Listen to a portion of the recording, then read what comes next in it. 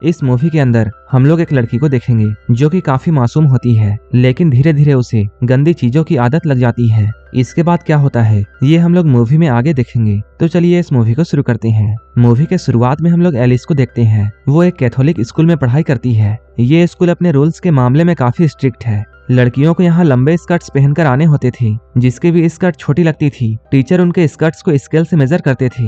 Alice अभी बड़ी हो रही थी, इसलिए उसके अंदर अलग अलग तरह की इच्छाएं जाग रही थी। स्कूल में सेक्स एजुकेशन को लेकर क्लास चल रही थी। यहाँ पर हम लोग एक टीचर को देखते हैं जिसका नाम मर्फी है। मर्फी यहाँ इन लोगों को ये समझा रहा था कि शादी से पहले वो सब करना पाप है। गॉड ने सेक्स सिर्फ इसलिए बनाया है ताकि हम लोग अपने जनरेशन को आगे बढ़ा सके। यानी मर्फी इन लोगों से ये कह रहा था सेक्स सिर्फ बच्चे पैदा करने के लिए होता है और इससे ज्यादा कुछ भी नहीं। तभी यहाँ पर एक लड़का मर्फी से मास्टरबेशन के बारे में पूछता है। तब मर्फी इन लोगों से ये कहता है शादी से पहले ऐसा कुछ भी करना गॉड के प्लान के खिलाफ है, यानी कि ऐसा करना पाप है। और तुम लोग हमेशा एक बात याद रखना, गॉड तुम्हें हर वक्त देखता है। स्कूल के बाद हम लोग एलिस को देखते हैं। उसकी बेस्ट फ्रेंड उससे मिलने के लिए आई है। उसकी बेस्ट फ्रेंड का नाम लौरा है। यहाँ लौरा एलिस के पास आकर उससे बातें करती है। एलिस यहाँ लौरा से ये पूछती है क्या तुम्हें पहले से ये पता था कि मास्टरबेशन करना पाप है? लौरा कहती है हाँ मुझे ये पहले से पता था। एलिस कहती है मुझे ये सब जानने की बहुत इच्छा होती है। इसके बाद एलिस घर आकर अपने कंप्यूटर को ऑन करती है।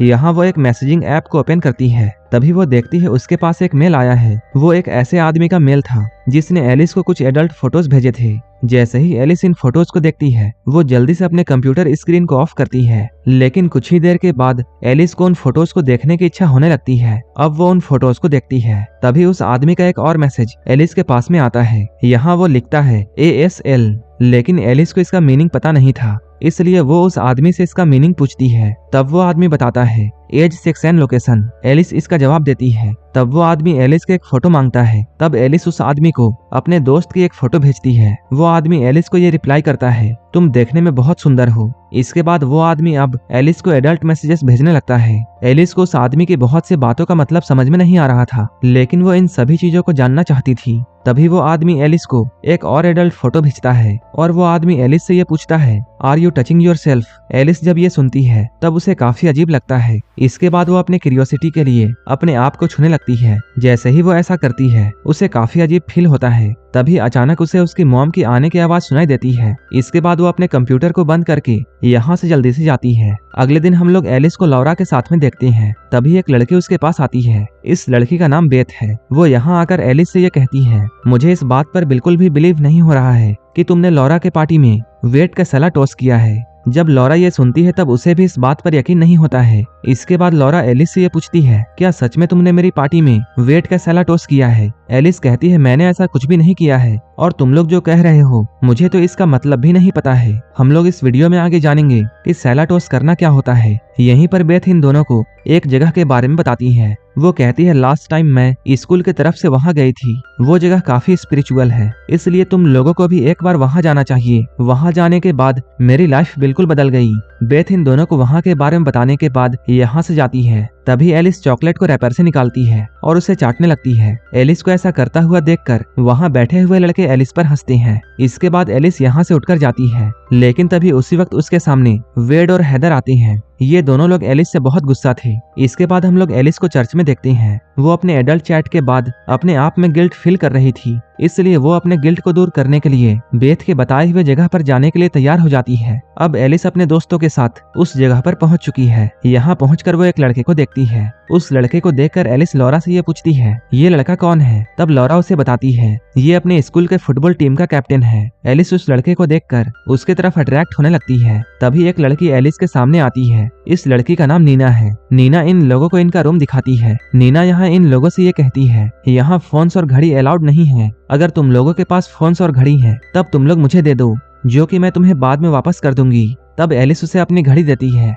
लेकिन वो अपना फोन अपने पास छुपा लेती है। रूम के बाद ये लोग एक हॉल में जाती हैं। यहाँ मर्फी इन लोगों को ग्रुप्स में बांट देता है। एलिस के ग्रुप का कैप्टन वही लड़का था जिसे एलिस पसंद करने लगी थी। इस बात से एलिस बहुत खुश थी। अभी सभी लोग मर्फी के सामने बैठे हुए थे। तभी मर्फी इन लोगों से ये कहता है, तुम्हें गॉड ने यहाँ बुलाया है, यहाँ आकर तुम लोगों का गॉड के साथ रिलेशनशिप स्ट्रांग हो जाएगा। इसके बाद इन लोगों को फिल करने के लिए एक फॉर्म दिया जाता है। इन फॉर्म्स में कुछ फीलिंग्स लिखे हुए होते हैं। तब मर्फी इन लोगों से ये कहता है, लास्ट ईयर से तुम लोगों ने जो भी फीलिंग फील किया है उन सभी फीलिंग्स को तुम्हें यहाँ पर टिक करना है। अब एलिस अपना फॉर्म भरना शुरू करती है। इसके बाद वो टर्न ऑन पर टिक करती है, लेकिन वो बाद में इसे मिटाना चाहती है, लेकिन वो नहीं मिट पाता है। अब धीरे धीरे इनका फॉर्म भरने का टाइम खत्म हो जाता है। इसके बाद एलिस टर्न ऑन को काट देती है और अपना फॉर्म सबमिट करती है। यहीं पर नीना इन लोगों के सामने जाकर एक स्पीच देती है। नीना यहाँ पर सभी को ये बताती है उसकी फैमिली उसे इग्नोर करती है, लेकिन यहाँ आने के बाद उसे ऐसा फील हुआ जैसे वो अकेली नहीं है,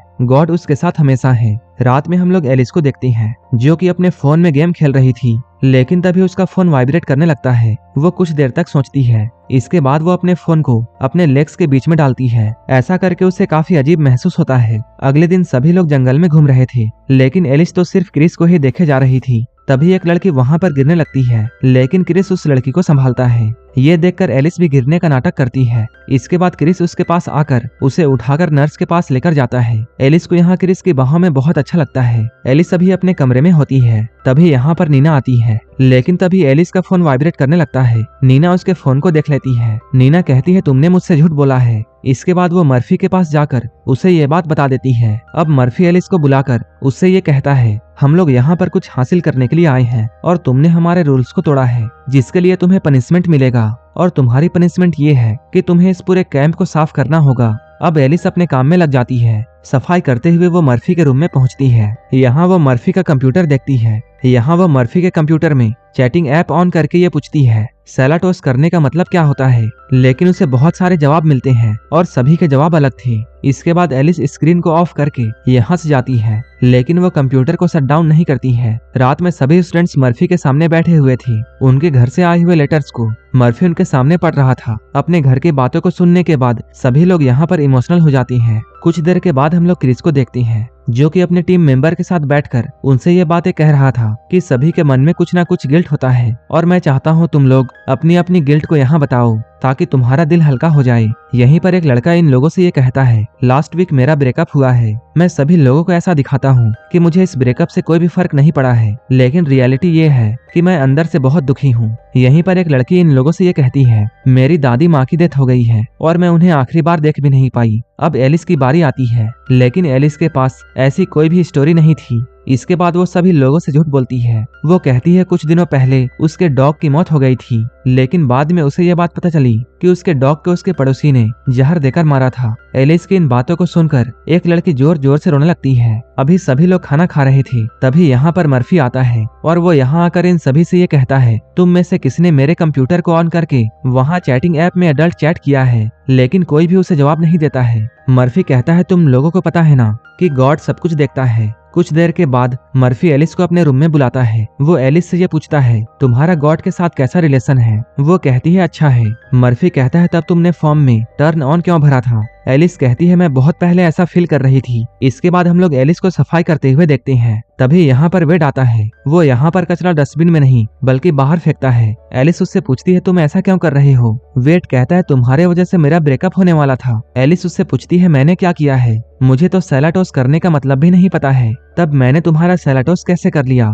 तभी यहाँ पर मर्फी आता है और वो वेड को अपने साथ ले जाता है। इनके जाने के बाद एलिस अपने काम में बिजी होती है। तभी यहाँ पर उसे एक बैंड मिलता है। यहाँ वेड का नाम लिखा हुआ था। वो उस बैंड को अपने पास रखती है। काम करते हुए वो अचानक खिड़की से बाहर देखती है। जो भी कुछ वो देख रही थी उसे अपनी आंखों पर यकीन नहीं हो रहा था। वो देखती है नीना एक लड़के को किस कर रही है। ये देखकर एलिस बहुत शॉक होती है। वो जाकर ये बात लौरा को बताती है, लेकिन लौरा उसकी बातों पर यकीन नहीं करती है। लौरा उससे कहती है, तुम नीना के बारे में इतनी गंदी बातें कैसे कर सकती हो, तुम्हें इस तरह की अफवाह नहीं फैलानी चाहिए। इसके बाद लौरा एलिस से ये पूछती है, पहले तुम मुझे ये बताओ कि तुम्हारा कुत्ता कब मरा। तब एलिस ये कहती है, बताने के लिए सभी के पास कुछ ना कुछ स्टोरी थी, लेकिन मेरे पास ऐसा कुछ नहीं था। इसके बाद मेरे दिमाग में जो भी कुछ आया मैंने वो सब बोल दिया। तब लौरा कहती है, तुम एक झूठी लड़की हो और मुझे तो ऐसा लगता है कि तुम्ही ने मर्फी के कंप्यूटर से एडल्ट चैट किया था और तुमने सच में वेड का सलाटोस किया होगा। एलिस कहती है तुम्हें मुझ पर यकीन करना चाहिए, मैंने ऐसा कुछ भी नहीं किया है। इसके बाद लॉरा यहाँ से गुस्सा होकर जाती है। अब एलिस फिर से अपने साफ सफाई के काम में लग जाती है, लेकिन तभी उसे एक आइडिया आता है। इसके बाद वो वेड का बैंड मर्फी के कंप्यूटर के आगे रख देती है। तभी मर्फी यहाँ पर आता है। मर्फी को यहाँ देखकर एलिस जल्दी से छुप जाती है। इसके बाद मर्फी यहाँ पर आराम से बैठकर अपने कंप्यूटर में एक एडल्ट वीडियो प्ले करता है और वो यहीं पर बैठकर मास्टरबेशन करने लगता है। एलिस जब मर्फी को ये सब करता हुआ देखती है तब उसे अपनी आंखों पर यकीन नहीं होता है। वो ये सब देखकर अपनी आंखें बंद कर लेती है। वहीं इधर हम लोग क्रिस को देखते हैं। वो यहाँ एलिस से मिलता है। वो एलिस से ये पूछता है तुम इतनी उदास क्यों हो। यहीं पर ये लोग बैठकर बातें करते हैं, लेकिन तभी एलिस उसके सामने जाकर उसे किस करने लगती है। क्रिस भी उसका साथ देने लगता है, लेकिन तभी क्रिस उससे दूर हट जाता है। वो एलिस से कहता है तुम ये क्या कर रही हो, ये सब तो गॉड के प्लान के खिलाफ है। ये कहते हुए क्रिस यहाँ से भाग जाता है। रात में सभी लोग जब प्रार्थना कर रहे थे तभी एलिस यहाँ से जाती है। वो एक बार में पहुँचती है। यहाँ वो बार के ऑनर गीना से मिलती है। गीना यहाँ एलिस से यह पूछती है तुम इतनी उदास क्यों हो। एलिस कहती है मैं अपनी छोटी छोटी गलतियों से डरती हूँ, क्योंकि गलतियाँ करने से मैं हेल में चली जाऊंगी। एलिस को यहाँ गीना से बातें करते हुए बहुत अच्छा फील होता है। गीना कहती है चलो मैं तुम्हें ड्रॉप कर देती हूँ।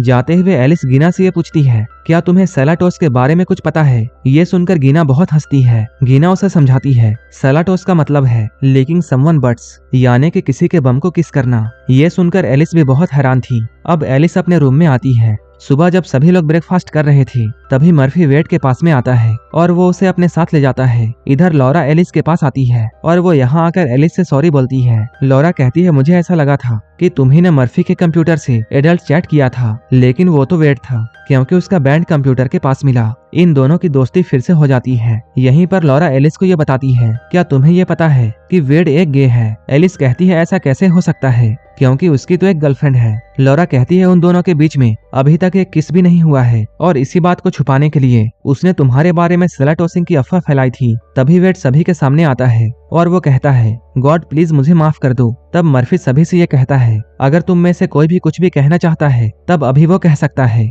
तभी एलिस उठकर सभी के सामने जाने लगती है। वो सभी लोगों से ये कहती है यहाँ तुम लोग जो भी कुछ सुनते हो इसका मतलब ये नहीं है कि वो सभी कुछ सच है। वो कहती है हमें अपने गिल्ट को छुपाना नहीं चाहिए, बल्कि लोगों के सामने बताकर अपने दिल के बोझ को निकालना चाहिए। अब इन सभी का स्पिरिचुअल प्रोग्राम खत्म हो जाता है। सभी लोग अपने अपने घर आ चुके हैं। अगले दिन जब एलिस स्कूल जाती है तब क्रिस उसे देखकर छुपने की कोशिश करता है। एलिस उसके सामने जाकर ये कहती है तुम्हें छुपने की जरूरत नहीं है, क्योंकि जो लास्ट टाइम हुआ था वो फिर से नहीं होगा और हम लोग अच्छे दोस्त बन सकते हैं। यहाँ से एलिस सीधे मर्फी के पास में जाती है। यहाँ वो मर्फी के साथ बहुत सारी बातें करती है। मर्फी उससे पूछता है क्या तुम्हें और भी कुछ कहना है। तब एलिस कहती है मैंने एक वीडियो देखा था जिसमें दो लोग रोमांस कर रहे थे। एलिस की बातों को सुनकर मर्फी को ये समझ में आ जाता है कि एलिस किस वीडियो की बातें कर रही है। वो फिर से ये कहती है मुझे पता है ऐसी वीडियो देखना पाप है, लेकिन फिर भी मैंने उसे देखा, क्या इसके लिए गॉड मुझे माफ करेंगे। एलिस की बातों को सुनकर मर्फी को गिल्ट फील होता है। मर्फी कहता है मुझे नहीं पता है, क्योंकि ये गॉड और तुम्हारे बीच की बात है। इसके बाद एलिस अपने घर आती है। इसके बाद वो टाइटैनिक मूवी का कार वाला सीन लगाती है।